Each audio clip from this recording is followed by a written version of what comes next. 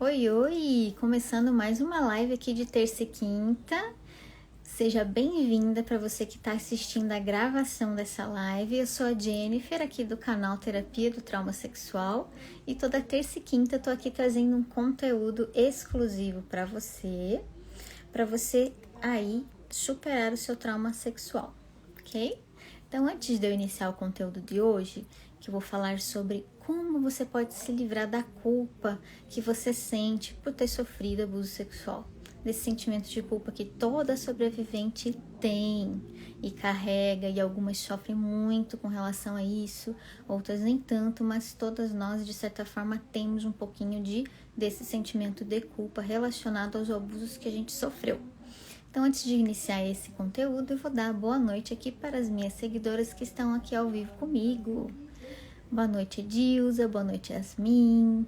Vamos entrando. Tudo bom? Seja bem-vinda novamente. Boa noite, Aline. Estou cumprimentando aqui todas as seguidoras que estão entrando agora. Já fiz aqui a breve introdução dessa live. Daqui a pouco eu começo o conteúdo, beleza? O Instagram demora um pouquinho para entregar, então vamos aguardar só mais uns minutinhos. E aí, como vocês estão? Caso vocês queiram interagir aqui comigo, podem aqui mandar a sua pergunta na caixinha ou nesse balãozinho que tem uma interrogação. Boa noite, Aline. Hello, tudo bom? Tema de hoje, como se livrar da culpa pelos abusos que vocês sofreram. Abuso, a culpa, a vergonha, são sentimentos bem predominantes em todas as sobreviventes, tá? Que, de certa forma, eles ficam tão complexos, esses sentimentos, que a gente acaba não sentindo culpa somente pelos abusos que ainda insistem em passar pela nossa mente, né? Como memórias traumáticas. Mas a gente passa a sentir culpa por tudo nessa vida, né? A gente meio que intensifica a culpa em todas as áreas da nossa vida. Boa noite, Binha, Jô, Li, Carla, sejam muito bem-vindas a esta live. Sejam muito bem-vindas a esta live de quinta-feira para fechar a semana. Tô mandando coraçãozinhos, mandem coraçãozinhos, adoro coraçõezinhos.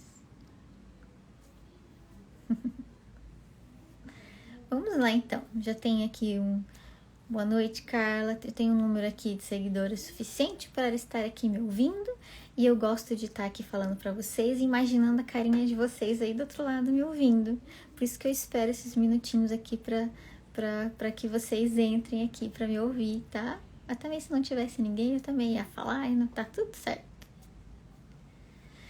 Carla comentando aqui, minha filha passou por um abuso do meu ex. Puxa, Carla, sinto muito, viu?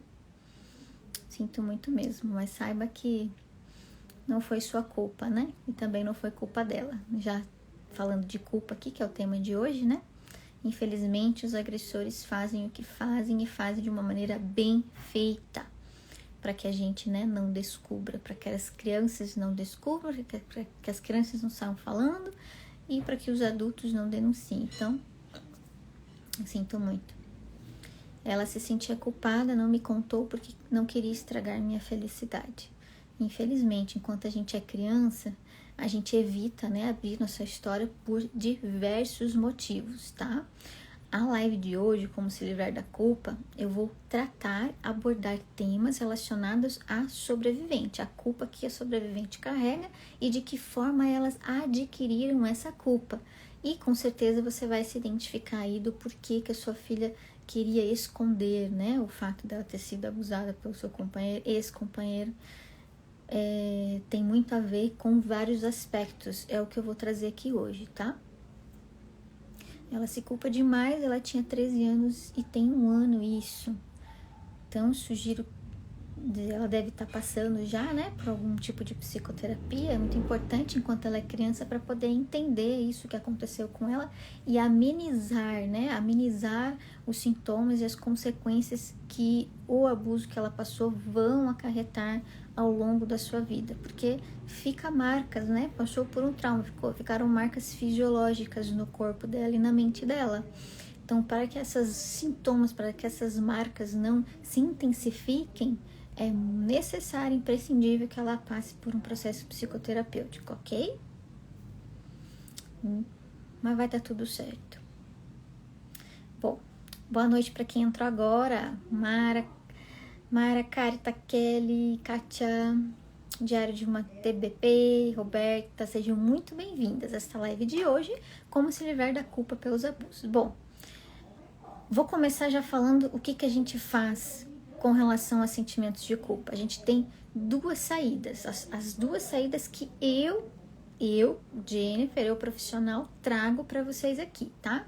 Vocês podem, assim, ouvir por aí outras formas de se livrar da culpa, mas isso é eu que estou falando, eu que estou sugerindo e baseado nas minhas pesquisas, nos meus atendimentos e nos meus estudos, no meu método, beleza? Duas maneiras de se livrar da culpa que a gente sente quando a gente passa por abuso. A primeira é a psicoeducação. O que é psicoeducação? Psicoeducação é isso que eu estou fazendo aqui hoje com vocês, tá? Estou trazendo um assunto, estou destrinchando conteúdo relacionado a esse assunto. Estou psicoeducando vocês, estou falando sobre um assunto e quais as esferas emocionais, cognitivas, comportamentais relacionadas a isso. Então, é psicoeducação, é um aprendizado, tá?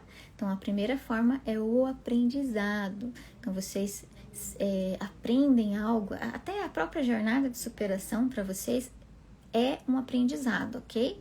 Não é mágica, não tem fórmula secreta, existe sim um aprendizado. Então, tudo que eu passo aqui para vocês, se vocês assimilarem esse conteúdo, se vocês anotarem na agenda, no diário, como eu sempre falo para vocês anotarem, que é escrever, faz parte do aprendizado, repetir para alguém, seja uma melhor amiga, seja alguém que mora contigo, seja aí na sua terapia, e também enfrentar praticando de maneira de atitude, de comportamento, de crenças. Então, isso é psicoeducação, beleza? Deixa eu só arrumar um negócio aqui. Ok. Então, primeiro ponto é essa psicoeducação. O segundo ponto é o trabalho das crenças, trabalho dos pensamentos negativos, pensamentos disfuncionais que ao longo da nossa vida a gente adquiriu para que a gente aumentasse a nossa culpa, para que a gente deixasse essa culpa ali no nosso corpo, no nosso emocional e ela fixasse ali, tá? Porque assim, a culpa é uma emoção. As emoções, elas existem, as emoções são inatas e a gente reproduz qualquer tipo de emoção que a gente for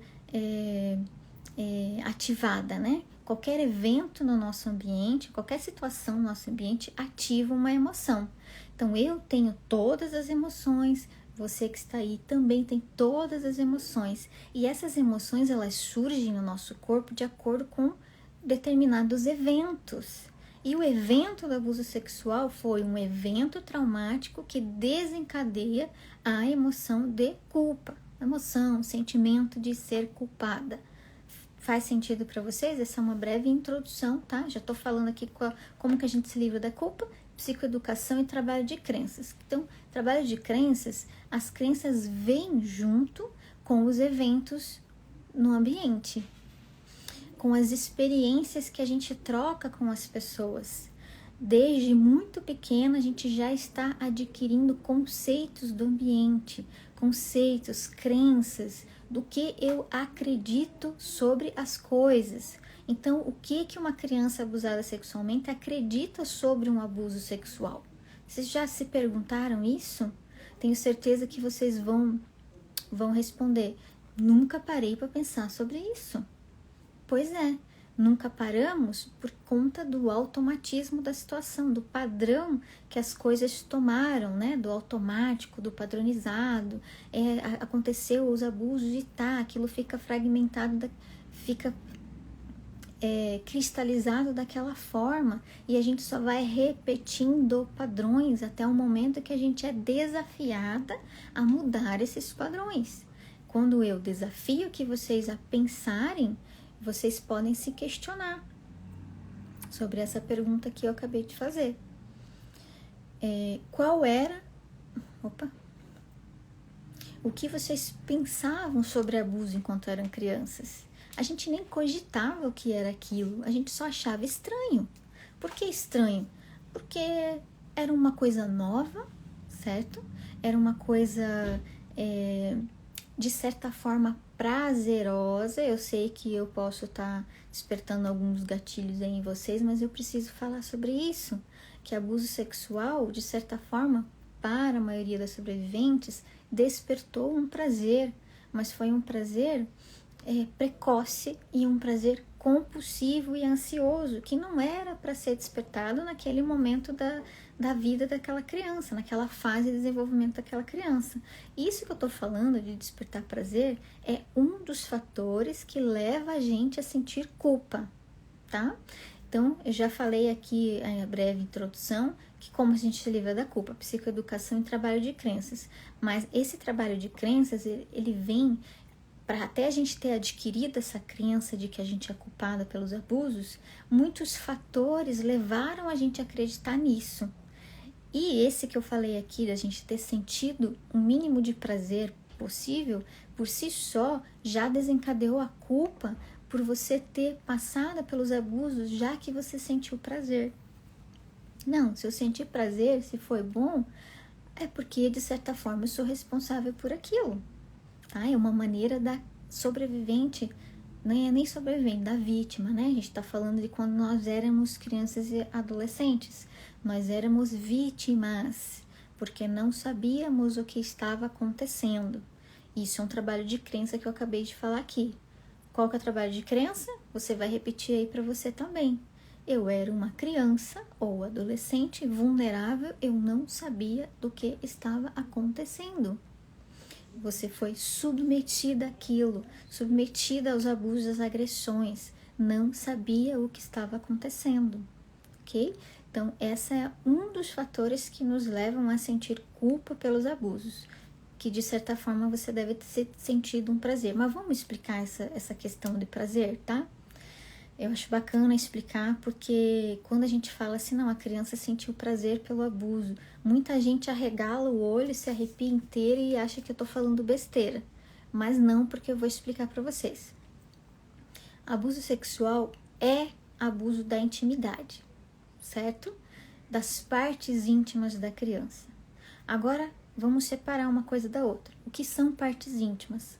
Partes íntimas são zonas erógenas, partes de prazer do corpo de qualquer pessoa. Então, partes íntimas são partes prazerosas, ligadas à sexualidade humana. Nosso corpo existem várias partes que despertam prazer, desde a ponta da orelha, né, até as partes íntimas. E, infelizmente, o agressor, o abusador sexual, ele age justamente nas partes erógenas da criança, que é o que desperta prazer para ele, tá? Mas a criança também sente prazer porque tocou nas suas partes íntimas. A criança sentiu prazer. Infelizmente, a criança sentiu prazer, mas não é o prazer que um adulto pode sentir, tá? De pensar em sexo, em orgasmo, essas coisas. A criança não pensa nisso porque ela não sabe. Foi a primeira experiência prazerosa que ela teve. Por isso que o trauma sexual, ele representa uma ameaça grande a diversas áreas da nossa vida, porque enquanto a gente é pequena e desperta essa sensação de prazer de uma maneira precoce e de uma maneira ansiosa, porque a criança sentiu prazer e logo ela vai sentir toda a descarga de reações fisiológicas, vai ter taquicardia, vai suar. Isso pode gerar uma compulsão sexual. Ela pode querer mais e mais e mais. E isso pode levá-la a procurar o agressor. Isso que eu tô falando é muito comum com crianças bem pequenas, tá? Abaixo ali de 5 anos de idade, vou chutar alto, tá? Então, crianças de até 5 anos de idade, elas sentiram aquele prazer e, de certa forma, foi bom para elas, porque é prazer corporal, foi bom para elas. Elas podem desencadear uma compulsão sexual do toque, elas podem descobrir que se tocar desperta esse mesmo prazer pelos quais ela foi submetida, mas também ela pode buscar o agressor novamente, querer ir muito no colo dele, querer pedir muita atenção dele, isso se ele está naquele meio familiar, beleza? Então, um dos fatores que nos leva a sentir culpa. Então, essa criança, à medida que ela cresce, ela passa a se questionar.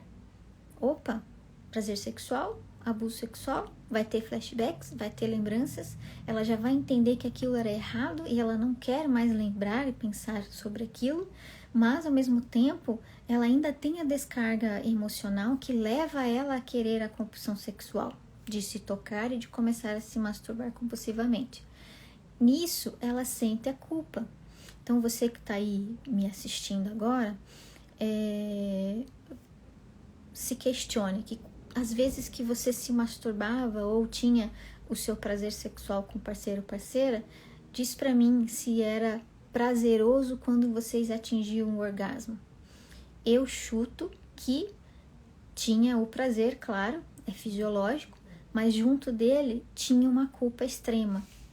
Se você sentiu, comenta aqui pra mim no balãozinho com a interrogação, se você quiser manter o sigilo, ou comenta aqui no comentário mesmo, tá? Deixa eu ver que já tem comentários aqui. Vamos lá. Isso mesmo. Sim. Sim.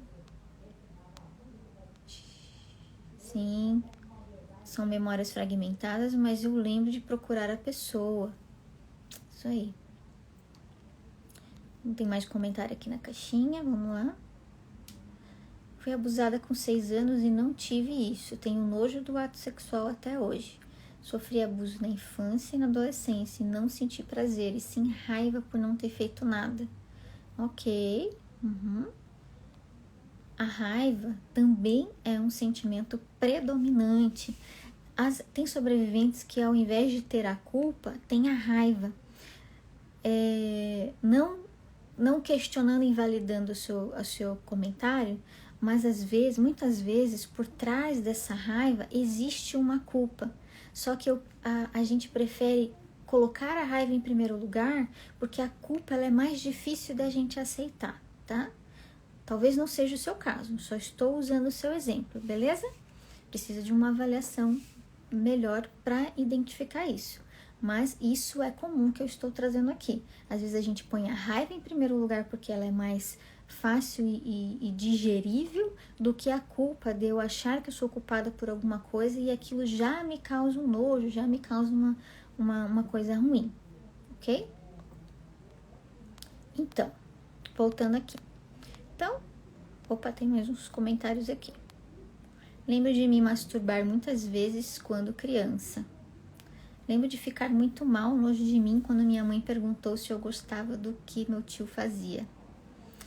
Mais uma coisa que nos causa culpa, né? Puxa, vai perguntar se você gostava e no fim você vai lembrar que de certa forma teve um prazer e vai acabar se culpando, certo? Mais comentários aqui. Sim. Culpa eu sinto sim, mas a raiva fala mais alto. Ah, entendi. Ok. Fui abusada com 6 anos, não tive... já li. Não sentia muita dor. Isso aí. Os abusos sexuais, geralmente, eles não vêm com dor física. Pelo contrário, tá? 90% dos casos, abuso sexual não vem com dor física, e sim com atenção, com carinho, com afeto, com brincadeiras. Pensem assim, deve ter alguma criança aí próxima a você, um sobrinho, um filho, um parente. Olhe para essa criança. Qual é a atenção que ela tem dos seus pais, dos seus cuidadores? Eu tô falando por conta da minha geração, tá? Eu não tinha uma atenção direta e voltada para mim. eu lembro de passar mais tempo na escola do que dentro de casa. Então, qual que é a atenção que a gente tem? O agressor, ele sabe muito bem o que fazer para aliciar e abusar de uma criança. Ele sabe atingir exatamente o que ela precisa, que é a atenção. E junto da atenção, o componente do prazer, porque ele acha que ela vai gostar e vai pedir mais e vai procurar mais ele. E ali ele consegue fazer todo o esquema de manipulação e fazer com que ela não saia contando para todo mundo. Então, incluindo aqui um outro fator, eu falei do fator do prazer, certo? Então, tem mais fatores, eu linkei aqui, eu acho que uns 9 fatores, vamos ver se vai dar tempo de falar tudo. Ó, então eu já falei do fator prazer. Agora o fator ameaça e o fator... Ah, tá, eu tô falando do abusos em troca do afeto, da atenção. Vou linkar com isso aqui então.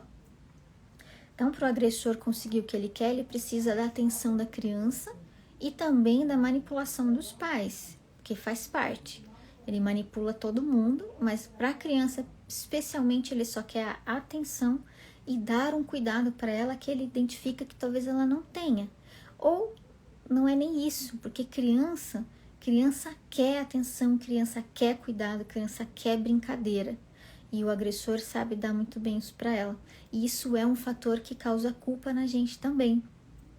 Porque junto com esse afeto, com essa atenção, ele também pode barganhar isso, o silêncio da criança, dando presentes, dando dinheiro. Então, mais uma vez, o dinheiro, ele está muito presente com um abuso sexual. Então, se vocês se identificam aí de terem uma vaga lembrança de passar pelo abuso e ter ali o dinheiro como troca, então responde aqui para mim se isso aconteceu contigo.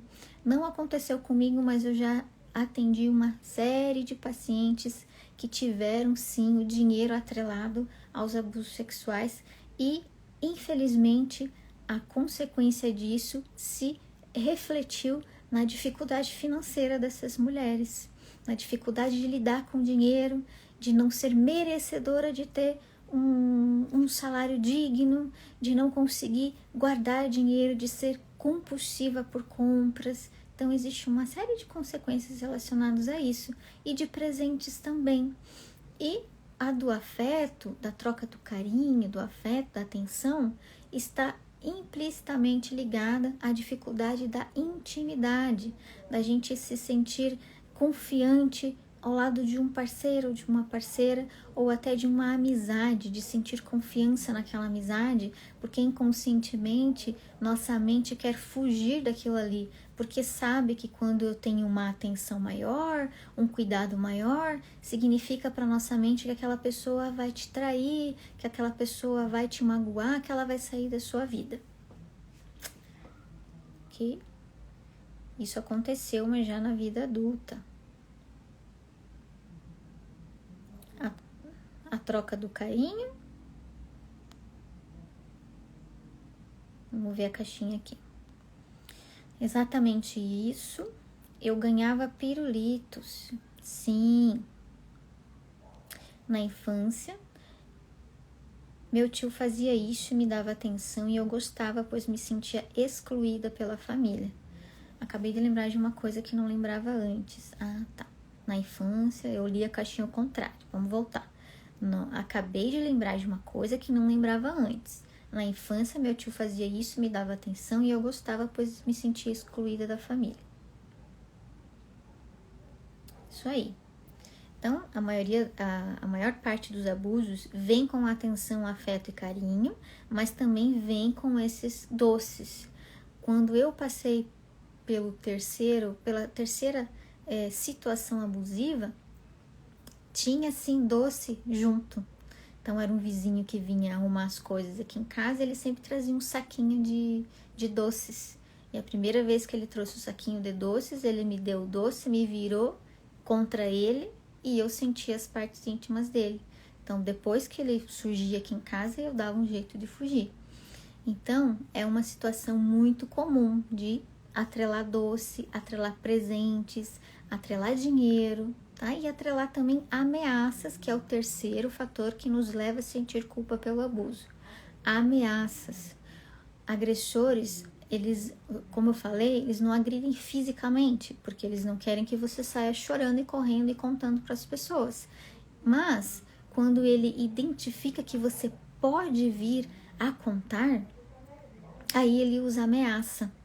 E a ameaça firme mesmo, ameaça forte. Ameaça a matar seus pais, ameaça o contrário também, ameaça sair da sua vida, né? Aproveitando aqui a caixinha da colega que ela escreveu, que se sentia excluída pela família e pelo agressor se sentia mais próxima, ele poderia ter usado a ameaça contra você de ele sair da sua vida. Então, olha, não conta pra ninguém, senão o papai e a mamãe nunca mais vai deixar eu vir aqui na sua casa, você vai ficar com saudade de mim, vai ficar triste, eu não vou mais voltar aqui. Então, isso também deixa a gente extremamente culpada. E na vida adulta, como que isso desponta? Eu acho que vocês já sacaram. Quando eu falei assim, se você fizer isso, eu vou se sentir mal, e a gente se sente como? Culpada. Então, na vida adulta, como que isso aparece aí na vida adulta? Vamos ver se vocês descobrem. É que tá atrasado aqui o áudio, então eu acho que eu vou falar agora, senão eu vou ficar esperando. Ó, quando alguém pede alguma coisa pra você, e você, no fundo do fundo, não quer fazer aquilo, o que você fala pra essa pessoa? Você diz sim. Por que você diz sim? Você não consegue dizer não? Porque você não quer que a pessoa se magoe. No fundo, você não quer que a pessoa se magoe para você não se sentir culpada. Agora me diz uma coisa, funciona? Você não consegue dizer não. Você se livra da culpa? Tenho certeza que você ainda não se livra da culpa.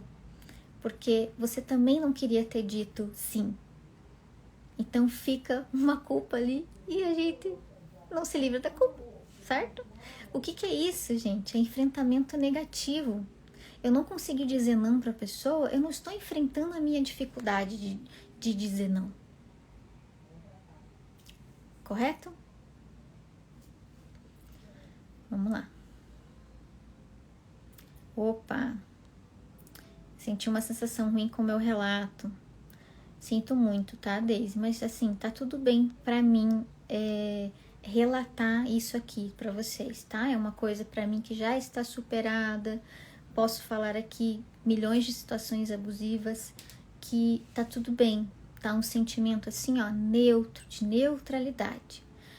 Eu posso estar despertando gatilhos em vocês o tempo inteiro, mas ao mesmo tempo que vocês ficam de cara com essas reações despertadas pelos gatilhos que eu dou aqui, que eu falo aqui, é bom porque vocês estão no momento presente, vocês já linkam com tudo aquilo que eu falo de enfrentamento positivo, que é você sentir o que está sentindo, porque é uma reação fisiológica e não tem como eliminar, assim como emoção. Sentimos culpa porque é uma emoção. Mas enquanto você fizer enfrentamento negativo, essa culpa insiste em ficar ali no seu corpo. Agora, se você promover aí um enfrentamento positivo, que o fato de relatar, de falar sobre a história abusiva, é um enfrentamento positivo. Dói muito no início, dói muito, extremamente difícil e doloroso. Foi pra mim, eu tenho certeza que é pra vocês também. Mas, à medida que vocês vão contando em ambiente neutro, ambiente seguro, sabendo de tudo que acontece, etc., ouvindo aqui a psicoeducação, enfrentando isso, a intensidade da dor ela vai diminuindo, vai perdendo a sua força até vocês não sentirem mais nada, ok? Então, sinto muito se eu causei um dano a você, mas estamos sujeitos a isso, ok? É uma dor, a dor é inevitável. O que não é inevitável? Sofrimento. A gente aumenta nosso sofrimento. Vamos lá. Tenho muita dificuldade de falar não. Sou bloqueada, não consigo falar nada, nunca consegui fazer terapia. Tá tudo bem, tá? Logo, logo você vai conseguir. Eu também tive meus bloqueios, demorou muito para eu procurar ajuda, mas a gente sente a necessidade quando chega a hora. E qual é a hora? É a hora quando você tem a sua motivação bastante clara na sua mente. Qual é a sua motivação para procurar ajuda? Quando isso estiver claro para você, você vai buscar e vai conseguir superar, tenho certeza. Vamos ver aqui os comentários. Exatamente isso, eu já falei. Ok. Aqui as caixinhas, elas vêm assim, aleatórias, tá? A colega concordando que foi o que aconteceu mesmo, né? Quando ela falou da questão do tio, né? Da rejeição familiar que ela sentia.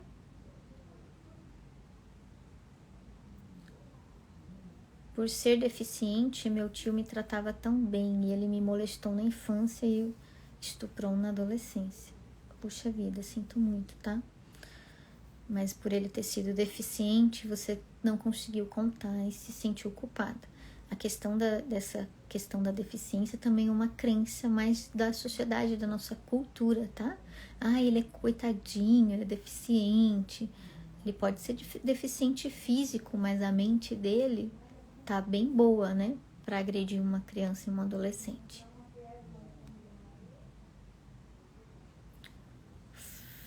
Mais um comentário aqui. Fala sobre quando o abuso é na vida adulta e a mulher tem a lubrificação natural, mas se sente culpada. Sim.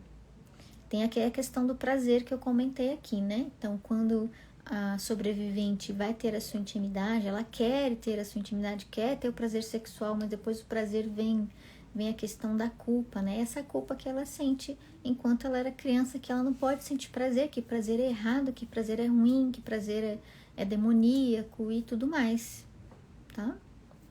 Então, às vezes ela precisa ter a lubrificação por algum motivo, médico, né? Fazer um exame. Ela não quer porque ela acredita que aquilo ali é errado e a estimulação, né, daquela lubrificação para ela é errada. Então, isso é questão de crença, dela acreditar que aquilo ali é errado. Então, recapitulando, no início eu falei para vocês que como a gente se livra da culpa pelo abuso, de duas formas: psicoeducação e trabalho de crenças. Crenças de que não fomos culpadas dos abusos que nós sofremos, éramos apenas vítimas vulneráveis àquela situação. E de certa forma despertou os fatores, né, que eu estou trazendo para vocês, despertou um prazer em mim. Tá tudo bem, é fisiológico, não significa que eu quis ter aquilo, não significa. Prazer fisiológico é diferente de prazer de crença. Eu quero porque eu quero sentir prazer. É muito diferente uma coisa com a outra. E a criança e a adolescente não pensa sobre isso porque ela ainda não teve as experiências para isso. Ok? Bom, outro fator, ameaça, já falei. Continuando a ameaça, acho que tem mais coisa na ameaça, que é uma coisa muito importante. Tem agressor que ameaça, assim, ameaça principalmente as adolescentes, que foram elas que pediram, que foram elas que provocaram. Ele usa questões culturais para provocar a vítima, porque ela é mulher, porque ela deve isso ao homem, porque ela estava com um batom chamativo, porque ela estava com uma roupa chamativa que ela pediu para ser abusada. Ponto final. Isso é muito horrível, né, de se escutar. Mas isso também faz com que aquela jovem se sinta assim culpada por aquilo que ela aconteceu. Por quê? Porque ela não ouviu só daquilo ali da boca dele. Ela ouve o tempo inteiro na sociedade. Ela ouve na escola, ela ouve dentro da sua família, ela ouve no ponto de ônibus, ela ouve na televisão, ela ouve nos telejornais, que sempre dizem, né? Essa jovem... Os telejornais passam a distorcer, né, as mensagens do jeito que cabe a eles. Então, de certa forma, eles escrevem assim: aquela jovem foi abusada sexualmente, não sei o quê. Daí filma lá o agressor dentro da cela e pergunta: por que o senhor fez isso com ela? Sei lá, eu acho que ela queria. Parecia que ela queria, parecia que ela pediu. Quem aí já não viu isso? Nossa, eu já ouvi várias vezes eles entrevistando o cara ali na tela, na cela, e ele falando que a vítima pediu.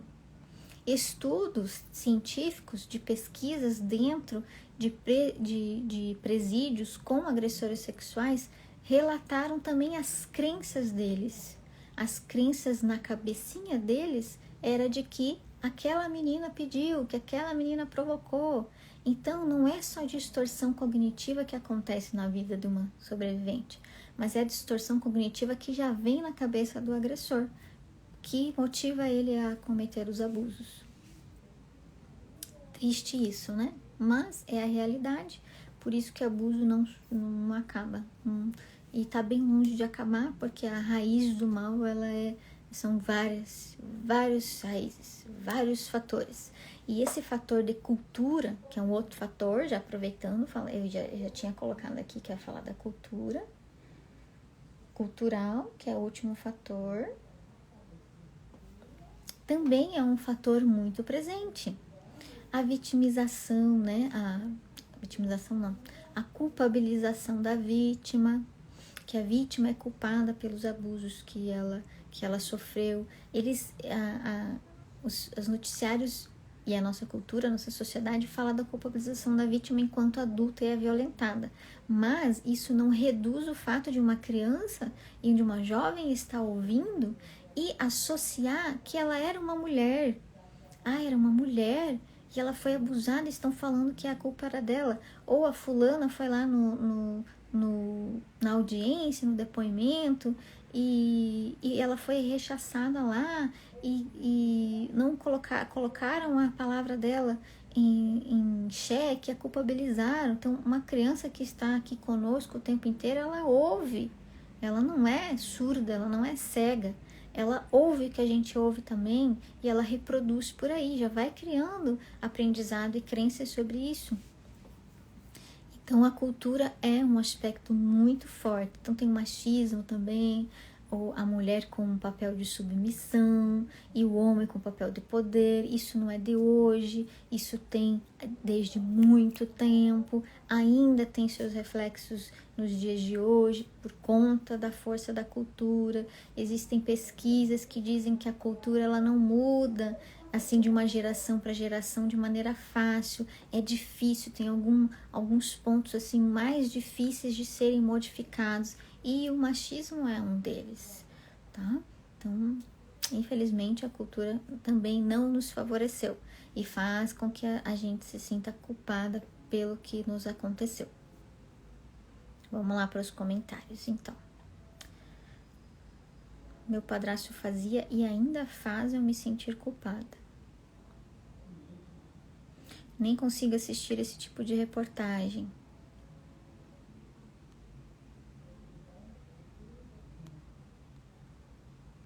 Anos com terapia e muitos medicamentos continuam me culpando por minha infância e adolescência. Mesmo agora, sinto que ainda estou sendo manipulada para pensar o que ele está fazendo comigo é normal. Bom, me escreve depois porque eu entendi que você ainda está sendo vítima, é isso? Esse tema, né? Esse tema desperta muitas coisas, muitos relatos e, infelizmente, enquanto a gente passa ainda pelos abusos, seja até abuso emocional, né? Às vezes, muitas sobreviventes passam por novos abusos emocionais por ter tido dificuldade de se livrar do abuso sexual da infância. Até um outro fator que nos leva a assim, nos sentir culpadas é quando a gente sofre mais de um abuso. Então, eu sofri 3 situações abusivas, uma diferente da outra, mas por si só, o que faz uma criança e uma adolescente, uma pré-adolescente imaginar? Que aquilo é normal, que aquilo sempre vai acontecer comigo, que de certa forma eu sou eu ia falar um palavrão, mas eu vou falar, a escolhida para sofrer na face da terra, que todas as coisas ruins do mundo vão acontecer comigo, entendem? Então isso faz você se sentir culpada, eu sou culpada mesmo de todas as coisas ruins que vão acontecer, eu sou a culpada e vai cair sobre mim. Então isso também nos leva a nos sentir culpadas. Então, Mili, me escreve depois no direct para eu entender melhor aqui a sua situação, para eu te ajudar mais, tá? Daisy também, aqui você diz que o padrasto ainda te faz sentir culpada. Me explica melhor. Nem mesmo a polícia acreditou em mim e me culpou quando fui abusada aos 14 anos. Bom, então você deve ser já adulta, certo? Infelizmente, quando a polícia não dá crédito para uma criança, aí fechou, né? Se a polícia não acredita em mim é porque realmente eu devo ser a culpada, realmente a vida é injusta. Horrível isso. Cuida para que essas crenças não te afetem em outras áreas da sua vida. Como eu falei aqui, eu não mereço tal coisa, eu sou incapaz de outra coisa, a vida é injusta, eu sempre serei a pior pessoa do mundo. É o segundo aspecto que faz a gente se livrar da culpa. Trabalho de crença. O trabalho da psicoeducação alinhado ao trabalho de crença. Então, se eu estou falando aqui para vocês, estou trazendo aqui uma série de fatores que diz para vocês que são fatores de mitos, de preconceitos, que fazem também, né? Que fazem com que a gente se sinta culpada. Então, ao mesmo tempo que eu estou falando aqui, vocês já responderam nas caixinhas para mim que, olha, agora lembrei de tal coisa, é verdade, aconteceu comigo, sim, vocês estão concordando comigo porque eu sei que vocês passaram por isso. Agora, dessa forma, vocês vão trabalhar as suas crenças, que são os pensamentos que levam a vocês se sentirem culpadas. Porque é assim, eu tenho uma emoção, a emoção faz parte da vida, faz parte do nosso corpo e a gente sente uma emoção relacionada a algo que a gente está vivendo no momento real ou não, desencadeada por memórias e gatilhos. Essas emoções não tem como a gente se livrar e eliminar, não tem. Eu sei que vocês fazem enfrentamento negativo de negação, fuga, evitação para não sentir, mas não tem como não sentir. A única coisa que a gente tem é enfrentar. Como enfrentar? Nesse caso aqui, a gente enfrenta de maneira consciente, olhando para os seus pensamentos, olhando para as suas crenças. Quais são as suas crenças em relação à culpa? E eu estou trazendo os fatores que levaram você a sentir essa culpa, acreditando que realmente foi a culpada. Então eu falei dos doces. O agressor trazia doces e abusava, ok? Então por isso que eu me senti culpada, porque eu comia os doces. Eu não deveria ter comido, mas eu comia. Eu deveria ter contado para alguém, mas eu não consegui. Eu poderia ter fugido, mas eu não consegui. Por quê? Porque eu era uma criança, porque eu era vulnerável e porque eu não entendia daquilo que estava acontecendo. Daí vocês podem se questionar também. Mas eu podia ter contado depois que eu cresci. Não funciona assim. A culpa já estava instalada. Dificilmente pode ser quebrada assim, rapidamente, facilmente. Agora que eu estou trazendo para vocês essa série de conteúdo, que vocês podem ir trabalhando aí, pouco a pouco, treinando, com paciência. Vocês não vão sair dessa live aqui desculpadas de tudo. E sim, com uma reflexão de que toda vez que bater a culpa aí no seu corpo, vocês vão fazer a reflexão. Não, respira. A gente tem que respirar, porque a culpa vai vir com um pouquinho de ansiedade, um pouquinho de tensão no corpo. Respira, olha para aquele pensamento que está dizendo para você que você é culpada e diz para você mesma que você não foi culpada de nada, que você foi apenas uma vítima, que infelizmente o agressor teve acesso a você. Infelizmente, você não podia se defender, porque não sabia o que estava acontecendo. Essa é a parte da questão do trabalho de crenças. Bom, meu tio me fez acreditar que quis ser abusada, porque eu sempre voltava na casa dele e quando ia ele me abusava. Então ele dizia que eu ia porque queria. Eu só tinha 7 anos. Acabei acreditando até hoje, com 38 anos eu acredito. Tá na hora de quebrar essa crença. Vamos lá. Você ia na casa dele por qual motivo? Eu já dei aqui os fatores. porque ele te dava alguns presentes, porque de certa forma teu corpo criou uma espécie de necessidade daquele abuso, porque é o que acontece com o corpo de uma criança que onde os abusos são precoces e compulsivos, desperta uma compulsão para aquilo, para ter aquilo novamente. Então a sua mente de criança não era consciente, ela era automática, ela queria ir até lá porque era uma forma de atenção e de prazer para alívio de tensão que você já sentia, certo? Esse é o trabalho de crença para você.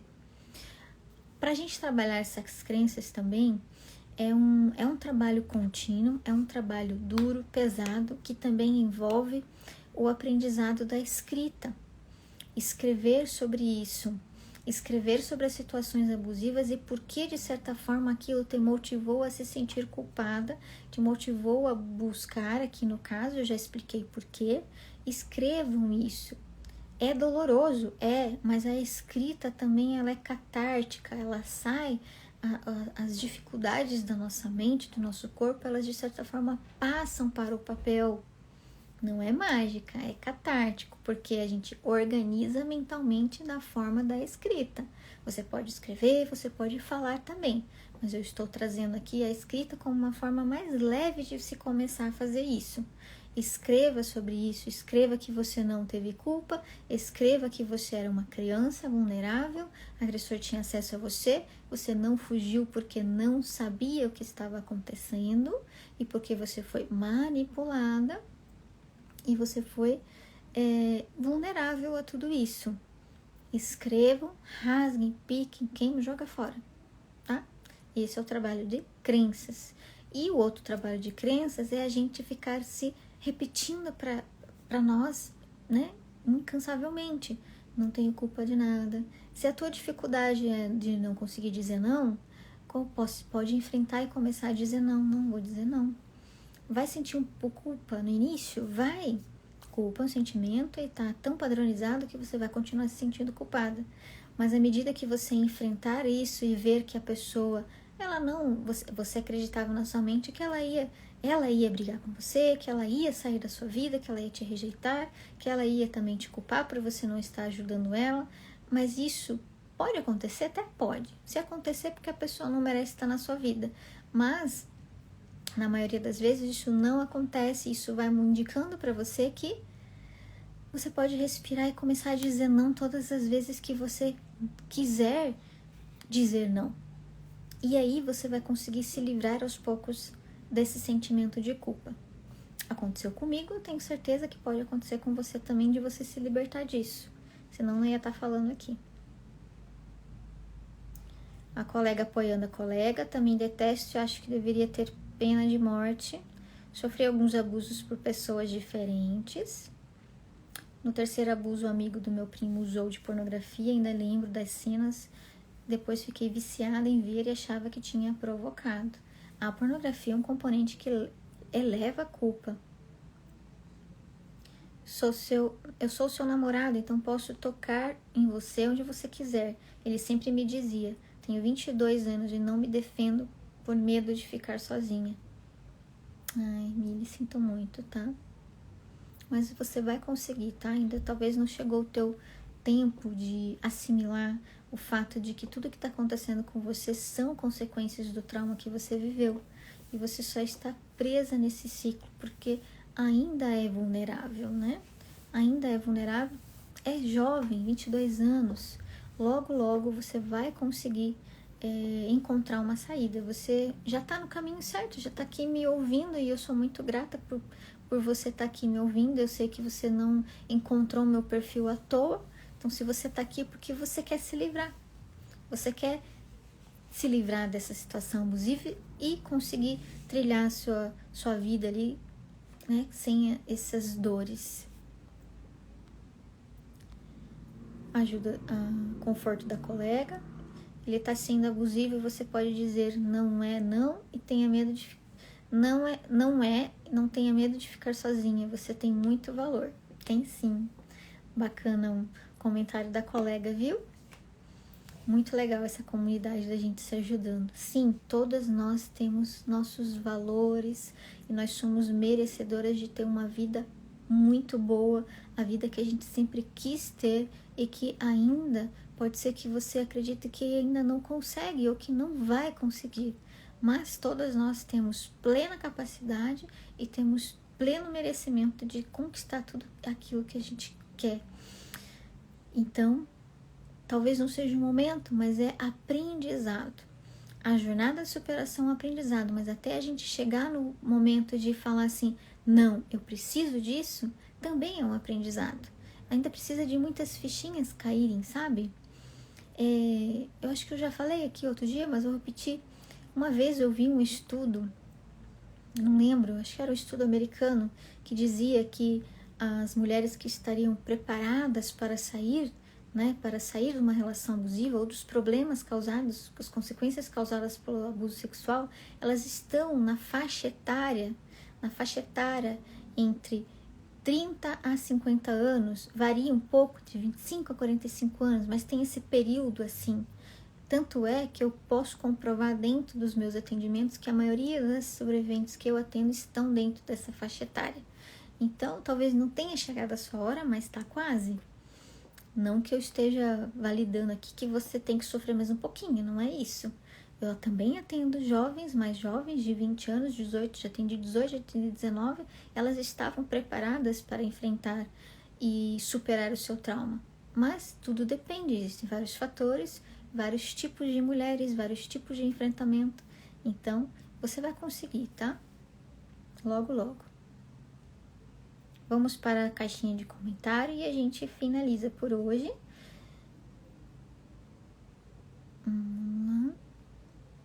Exatamente isso. Meu tio ameaçava de matar meus pais, nunca consegui falar para eles, o medo era grande. Isso aí, e o medo também faz com que a gente se sinta culpada de não sair dessa situação. Então não é nem aqui a culpa somente pelos abusos, é a culpa de não conseguir fazer nada. Então, ou seja, às vezes a gente se sente, eu sou uma inútil, eu sou uma incapaz de fazer qualquer coisa. Então logo, que culpada de não conseguir fazer tal coisa. Então a gente se autoculpa, culpabiliza por algo que a gente não consegue fazer e não consegue dar o primeiro passo. Sim. Sim. Até hoje é uma confusão na minha cabeça e eu acho que eu gostava do meu irmão e não sei o que sinto. Isso é uma questão também que eu trouxe e eu até pulei. É mais um fator que eu linkei aqui para vocês, que é o fato de a gente ter uma relação com o agressor, tá? Então aqui tem o relato de uma sobrevivente que ela teve os abusos dela com o irmão, né? Incesto ali. Ela diz que não consegue ter raiva, certo? Do irmão. Deixa eu ler aqui de novo, para vocês entenderem. Até hoje é uma confusão na minha cabeça e eu acho que gostava do meu irmão e não sei o que sinto. Então, o fato de ela imaginar hoje, como mulher adulta, eu acho que eu gostava, isso pode despertar nela uma certa culpa. Mas por que essa culpa existe? Porque ali a relação abusiva era dentro de casa. E o sentimento mais rápido que vem, além da raiva, é o fato da gente estar convivendo com aquela pessoa e, de certa forma, a gente tem ali a confusão do afeto com ela e da raiva com ela. E para a gente organizar tudo isso enquanto é criança, a gente prefere ficar com o componente da culpa, que é mais fácil, organiza mais rápido e a gente consegue sobreviver melhor, vamos dizer assim. Então a culpa vem com o sentimento de acalento naquele momento, tá? Se entenderam? Me respondam se vocês não entenderam. Mas de certa forma é um sentimento que vem rapidamente no sentido de organização. Então aconteceu o que aconteceu, mas é meu irmão, mas ele tem, eu gosto dele, meus pais falam que a gente tem que ter amor fraterno, não sei o quê, mas aconteceu, então tá tudo bem. Então eu acho que eu tive culpa um pouco também, e eu não culpo ele, porque, né, se eu culpar ele, eu vou sentir raiva, e a nossa convivência vai ficar ruim, e etc. É isso que acontece. Então isso é um outro fator que leva a gente a se sentir culpada. Eu gosto de escrever e tem ajudado muito a dissipar os pensamentos suicidas. Escrevi sobre os abusos, mas não consigo ler. Marquei a consulta com a psi, mas estou muito ansiosa. Vai fundo, porque o medo ele existe mesmo. A gente pode procrastinar várias vezes a ida ao psicólogo, a ida, né, até mesmo a uma conversa com uma amiga para contar sobre uma situação abusiva que você queira relatar. É assim mesmo, é um bloqueio, porque a gente não quer entrar em contato com aquilo que nos causa dor. Mas faz uma breve reflexão. Você já está em dor, você já está em sofrimento, você já tem toda a sua descarga de memória aí te atormentando o tempo inteiro. Você só vai numa consulta psicológica para te ajudar. De maneira alguma, esse seu sofrimento vai ser aumentado. Porque lá você vai receber a ajuda necessária para diminuir suas reações automáticas, para diminuir a sua ansiedade ligada às memórias, quando a gente traz essas memórias à tona aí na forma da escrita, tá bom? Então vai ser essencial essa tua ida aí ao psicólogo, vai dar tudo certo, você vai conseguir usar ali aquele setting terapêutico que a gente chama, que é um ambiente controlado, para colocar todas as suas dores ali e sair dali mais leve e com ferramentas práticas para você lidar ali no seu dia a dia. Então, apesar do medo, tem o desejo. Então, nunca esqueça do desejo que você tem de superar o seu trauma, de melhorar a sua vida. E tem, por outro lado, o medo de não conseguir. Mas pense que o medo já está ali predominando na sua vida e você está conseguindo, mesmo que pouco você está conseguindo. Então, né? Resumindo, você vai conseguir. É só enfrentar o seu medo e ter ali do ladinho os seus desejos bem, né, concretizados para te dar aquela motivação, aquela força que você precisa. Isso que eu não consigo entender. Como fazemos com essas relações quando elas são com familiares? Por que cortar relações com um tio, um primo, um irmão? Para mim é muito doloroso, apesar da raiva que eu sinto. Então, isso é uma coisa de crenças também, tá? Tem sobreviventes que não sentem raiva pelos agressores que estão dentro de casa. Já atendi algumas, poucas, relacionadas a isso, né? Por exemplo, incesto. Tinha uma menina que tinha 30 anos de idade e ela culpabilizava e tinha raiva da mãe que não era agressora, e o agressor era o pai. Então era uma relação muito conflituosa, confusa para ela mesma, porque ela não identificava a raiva e a responsabilidade para cima do pai. Ela só conseguia voltar a raiva dela para a mãe. E era uma maneira de ela lidar com as consequências, lidar com a culpa dela ainda estar conviver ainda com aquela relação. Então é difícil cortar relações, eu sei que é difícil, mas aqui de novo, eu, profissional, Jennifer, né, com a minha bagagem, com a minha experiência, o que eu sugiro sempre para vocês é que cortem a relação, mas queiram cortar de uma maneira, pode ser um corte saudável, onde você tem um afastamento, mas continua verbalizando, falando, tendo contato, mas um contato afastado. Por que isso é necessário? Principalmente para aquelas que sentem mais dor enquanto convivem, tá? Se você não sente dor enquanto convive, tá tudo bem. Ninguém tá falando para você sentir raiva da pessoa. Se você não sente, tá tudo bem. Porque você não está presa àquele elo que liga vocês. E isso, de certa forma, é bom porque você já consegue lidar com outras coisas. Então, isso não é uma prioridade sua. Mas quando é uma prioridade da sobrevivente, que ela ainda convive com aquela pessoa e aquilo é desgastante, é extremamente difícil, eu sugiro o afastamento. Quando é familiar não ofensor, é afastamento saudável, que você vai se afastar, mas você vai ter o contato ainda com aquelas pessoas, porque não foi familiar ofensor. Então, as pessoas ainda não sabem, então eu não posso cortar definitivamente, porque talvez você vai se sentir mal daquela pessoa achar que tem coisa, mas ela não sabe o que é porque você não contou. Mas com o familiar ofensor, o afastamento total é necessário para que haja a cura por completo, a cura, a superação, de forma que você não recaia. Porque ficar diante de um familiar ofensor, e mesmo num ofensor que ainda te culpa, se ele sabe, é desgastante. É como dar 10 passos na sua terapia e voltar para casa e dar 15 passos para trás, quando você vê de cara o agressor ofensor ou não, que é aquele que te culpa. Porque jogou fora aquele teu enfrentamento que você conseguiu ter. É porque é gatilho. Gatilho está diante da tua face ali o tempo inteiro. Então, é desgastante. Consegue superar? Consegue. Mas é demorado e é desgastante. Então, opte pelo afastamento saudável ou afastamento total. Ok, meninas? Mais um comentário no balãozinho. Tem aqui um comentário de sim. Sim.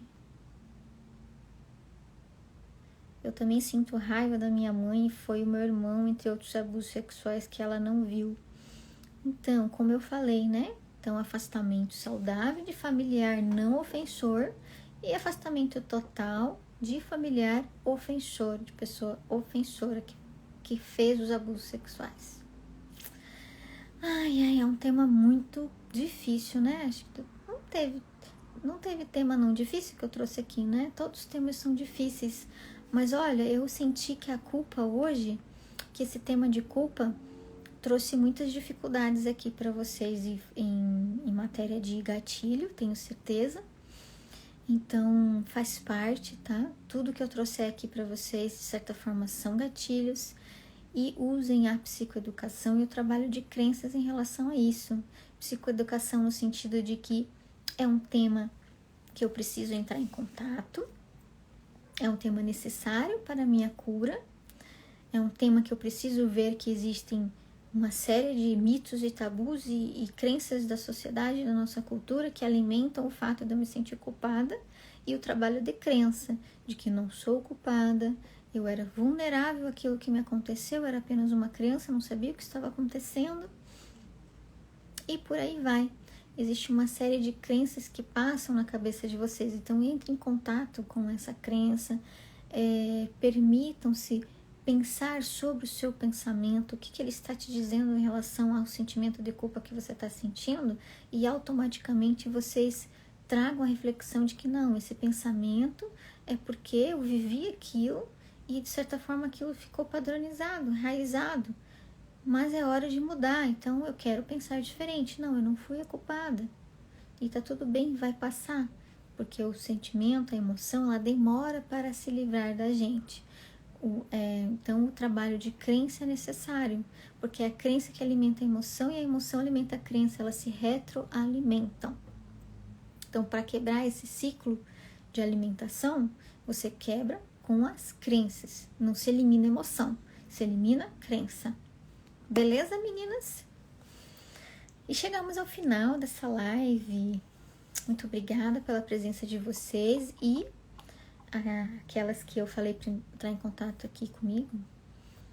Já me chama pra gente conversar. E muito obrigada por hoje. Gratidão por terem vocês aqui de novo em mais essa live. Bom final de semana para vocês, bom descanso. Semana que vem eu tô aqui de volta com mais um tema. Obrigada pelos coraçõezinhos. Chegou uma perguntinha aqui rápida, vamos ver. Cadê? Eu me perco nessas caixinhas, gente, são muitas caixinhas. Olha, tem mais aqui. Eu culpo minhas irmãs quando meu tio me estuprou. A gente culpa a família inteira. Dependendo da idade do abuso, a criança, quando adulta, pode ter perda de memória, não lembrar do que aconteceu? Sim, olha só. Tem alguns posts aqui onde eu falo isso, né, da perda de memória. Essa perda de memória está relacionada a alguns fatores. Ou a pouca idade, tá? Ou a questão da amnésia dissociativa que algumas sobreviventes possuem, que é apagar uma porção na memória que foi traumática. Daí, ao longo do tempo, aquela porção fica apagada. Daí, na vida adulta, os fragmentos começam a surgir, ou a memória inteira começa a surgir. Então, é isso que acontece. Obrigada, gente. Obrigada. Bom final de semana. Obrigada. Bom descanso para vocês. Valeu pelo apoio aqui na página, sempre me acompanhando, mandando aqui as suas dúvidas nas caixinhas, à medida do possível eu vou respondendo. Isso aí. Valeu, hein? Valeu, ajuda. E até semana que vem, terça-feira e quinta, estarei aqui no mesmo bate-canal, bate-horário, com mais um tema. E é isso aí. Boa noite, gratidão. Gratidão pela confiança. E bom fim de semana de novo. Abraço para vocês, abraço bem carinhoso para vocês que se sentiram um pouco mais tristes hoje, e aquelas que se compadeceram com o relato que eu fiz aqui, da minha história, um pouquinho que eu falei aqui. Então, obrigada pelo apoio também, tá? Até logo, gente. Coraçãozinho para vocês também. Obrigada. Até. Gratidão também. Obrigada.